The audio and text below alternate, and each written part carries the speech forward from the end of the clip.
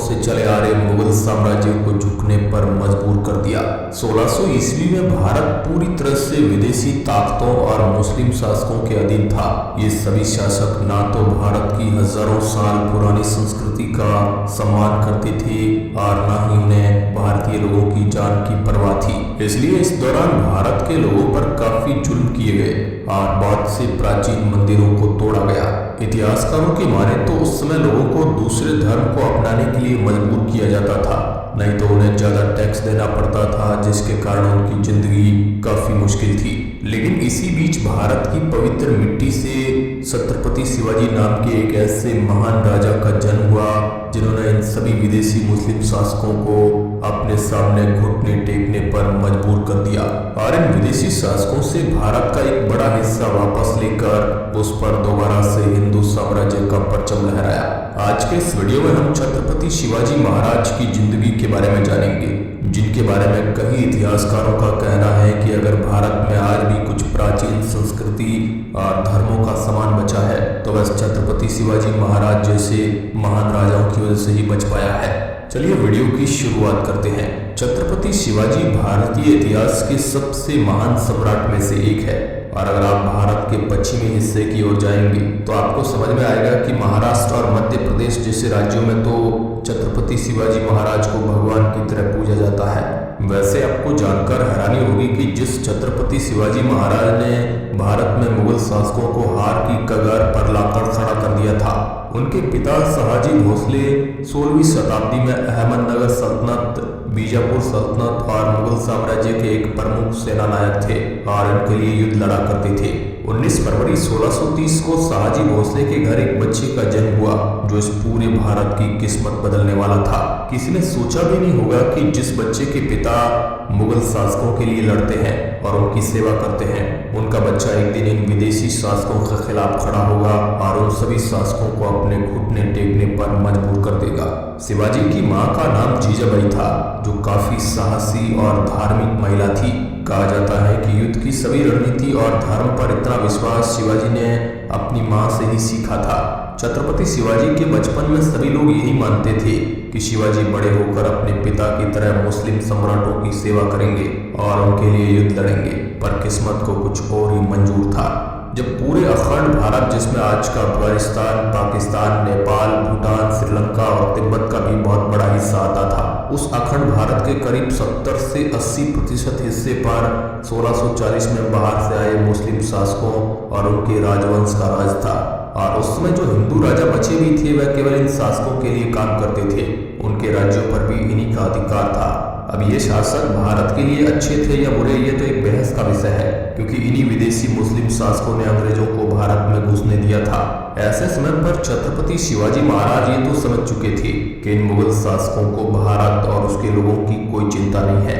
ऐसे में 1646 आते आते केवल 16 साल की उम्र में ही छत्रपति शिवाजी महाराज ने मुगल शासकों के खिलाफ अपनी एक सेना तैयार करने की सोची।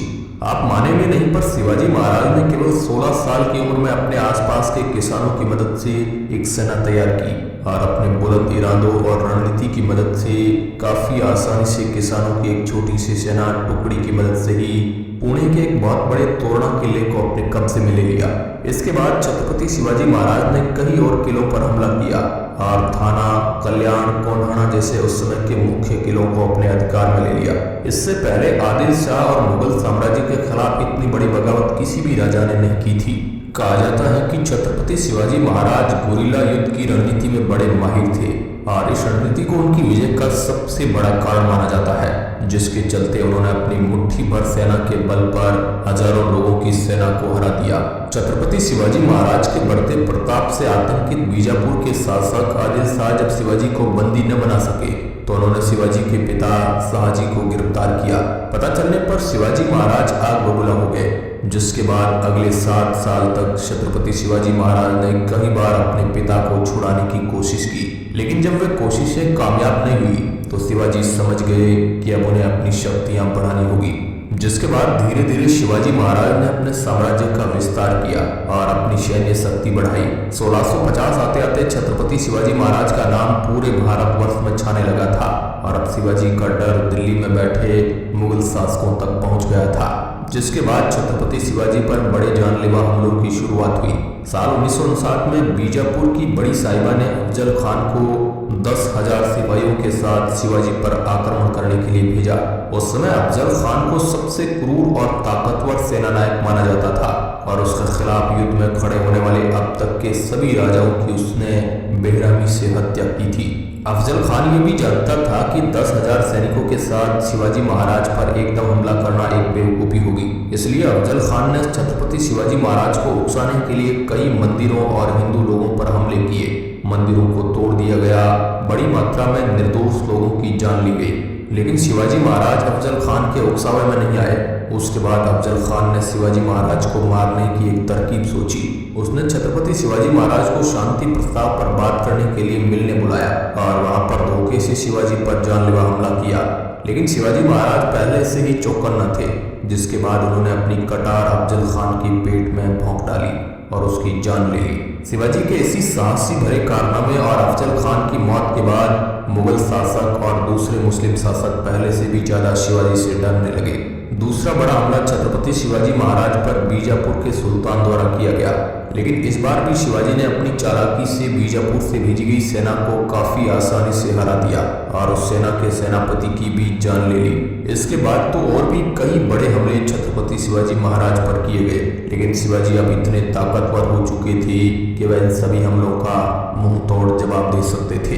इसलिए इन सभी हमलों में शिवाजी महाराज की जीत हुई और ऐसा करते करते अब भारत के एक बड़े हिस्से पर छत्रपति शिवाजी महाराज का शासन हो गया था, जहां पर लोग बिना किसी परेशानी और मुस्लिम शासकों के डर के बिना रहते थे। शिवाजी महाराज काफी न्याय प्रिय थे, इसलिए उनके शासन में न्याय को लेकर भी काफी कड़े कानून बनाए गए थे। कुछ समय तक शिवाजी महाराज के शासन में शांति रही, लेकिन इसके बाद दोबारा से मुगल शासकों द्वारा 1663 में शाइस्ता खान नाम के एक क्रूर सेनापति को 1.5 लाख सैनिकों के साथ छत्रपति शिवाजी महाराज और उनके साम्राज्य पर आक्रमण करने के लिए भेजा। ये पहला समय था जब छत्रपति शिवाजी महाराज को लंबे समय तक एक युद्ध को लड़ना पड़ा। इस युद्ध में शुरुआती जीत तो शाइस्ता खान की हुई, क्योंकि उसने अपनी इस बड़ी सेना की मदद से पुणे के लाल महल किले पर अपना कब्जा कर लिया। शिवाजी महाराज ये तो समझ गए थे कि शाइस्ता खान से सैनिकों के साथ सीधा लड़ना एक बेवकूफी होगी, क्योंकि शाइस्ता खान के पास एक बहुत ही बड़ी सेना थी।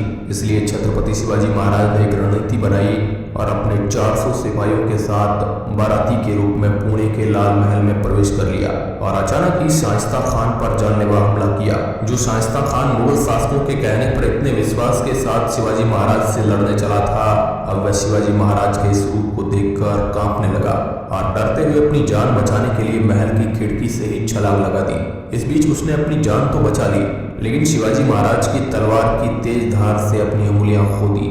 शिवाजी की इस जीत ने मुगल शासकों को बुरी तरह डरा दिया।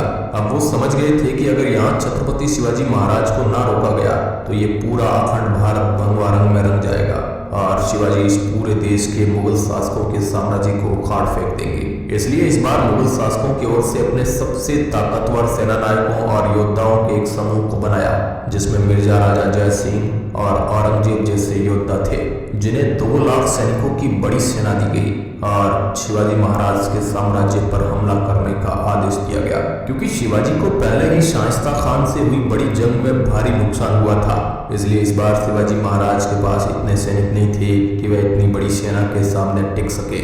लिहाजा उनकी इस युद्ध में हार हुई, जिसके कारण हार के चलते शिवाजी महाराज को अपने राजकोष का एक बहुत बड़ा हिस्सा मुगल शासकों को देना पड़ा और इसके बाद मुगल शासकों के कहने पर शिवाजी महाराज और उनके पुत्र संभाजी को आगरा बुलाया गया और वहां पर उन्हें एक महल में कैद कर दिया गया। पर शायद औरंगजेब की यह गलती उसकी जिंदगी की सबसे बड़ी गलतियों में से एक थी, क्योंकि वह ज्यादा समय तक छत्रपति शिवाजी महाराज को किले में कैद नहीं रख पाए और 13 अगस्त 1666 को फलों की टोकरी में छिपकर शिवाजी औरंगजेब की कैद से फरार हो गए और 22 सितंबर साल 1966 ईस्वी को रायगढ़ पहुंचे, जिसके बाद शिवाजी ने दोबारा शुरुआत की और अपनी पुरानी सेना को एकजुट किया। जिसके बाद 1970 में छत्रपति शिवाजी महाराज ने दोबारा से अपने हारे गए किलों पर हमला किया और उन्हें कुछ ही महीनों के अंदर दोबारा से अपने साम्राज्य का हिस्सा बना लिया। 1674 तक शिवाजी पर कई जानलेवा हमले किए गए, लेकिन सभी हमले नाकामयाब रहे। मुगल साम्राज्य की हार का उदाहरण आप इसी से देख सकते हैं कि 6 जून 1974 में धूमधाम से छत्रपति शिवाजी महाराज का मराठा साम्राज्य के महाराज के रूप में राज तिलक किया गया और कोई भी मुगल शासक उन्हें रोक नहीं सका।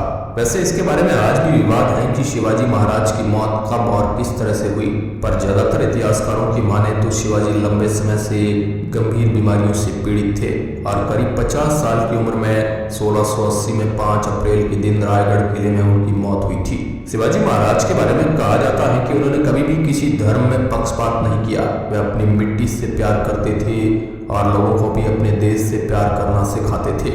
ऐसा बहुत बार हुआ जब शिवाजी महाराज ने युद्ध जीतने के बाद भी दूसरे राजाओं की जान लेने की बजाय उन्हें जीवन दान दिया और उनके परिवार को भी सुरक्षा का वादा किया। तो कमेंट बॉक्स में जय छत्रपति शिवाजी महाराज जरूर लिखें।